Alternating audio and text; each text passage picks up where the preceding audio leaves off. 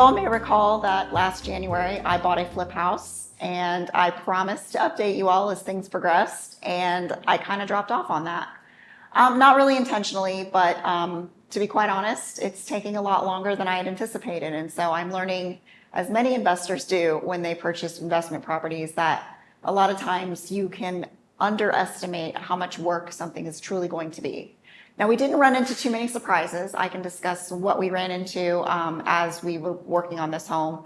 But it was more just the time it would take, and also just some factors like weather and things when you are trying to figure out when to do certain projects.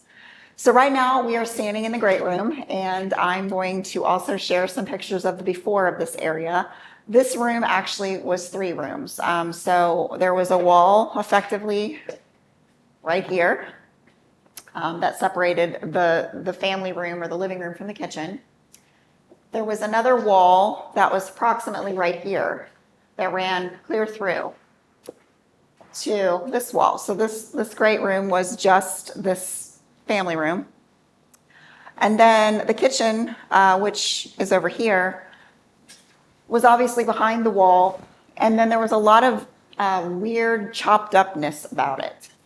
And in this case, we wanted to put an island in, and we decided it was best to move the plumbing.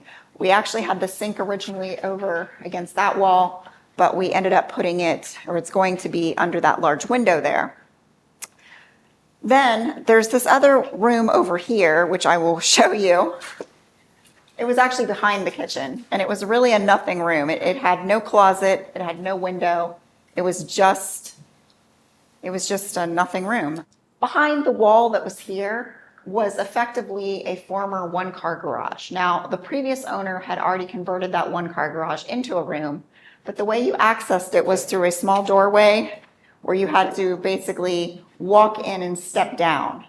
So there was a large room here that was like an indoor-outdoory kind of room. It did have heat, but it was just a little rustic, we'll call it. One of the things that we decided to do when we took out the walls was also to raise the floor in here so that we have one seamless room with all of the same flooring. And under here we've got the vinyl planking. And then we built this accent wall, which I think is going to be beautiful. And we've hung a chandelier. This is going to be effectively a dining room space. So over here where I showed the room behind, that can be either a bedroom or an office. And it is separate from the other bedrooms, but it was a better use of the space that was there. So then we go into the kitchen, and we are still working on that. It's a work in progress. We are going to have a butcher block island on the top of this, and we integrated the microwave into the island. We're going to have a farmhouse sink with granite countertops and a tile backsplash in here. So we did decide to go with the hood over the range just so that it had a more modern kind of current appearance.